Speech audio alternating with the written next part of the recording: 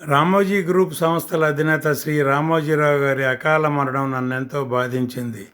నాతో పాటు ప్రతి ఒక్క ఆంధ్రుడు, ప్రతి ఒక్క భారతీయుడు ఎంతో చింతించిన రోజు.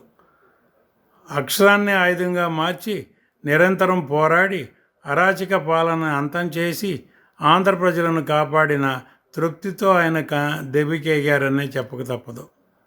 ఆయన ప్రతి ఒక్క భారతీయుడి గుండెల్లో చిరస్థాయిగా నిలిచిపోయిన పద్మవిభూషణుడు, నిరంతర కృషీవలుడు.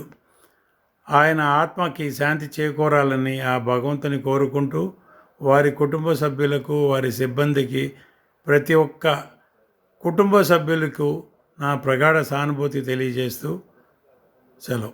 రామోజీ గ్రూప్ సంస్థల అధినేత శ్రీ రామోజీరావు గారి అకాల మరణం నన్నెంతో బాధించింది. నాతో పాటు ప్రతి ఒక్క ఆంధ్రుడు, ప్రతి ఒక్క భారతీయుడు ఎంతో చింతించిన రోజు.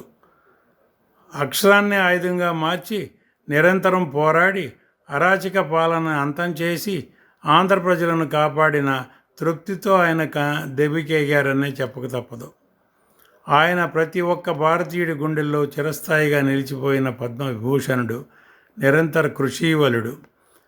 ఆయన ఆత్మకి శాంతి చేకూరాలని ఆ భగవంతుని కోరుకుంటూ వారి కుటుంబ సభ్యులకు, వారి సిబ్బందికి, ప్రతి ఒక్క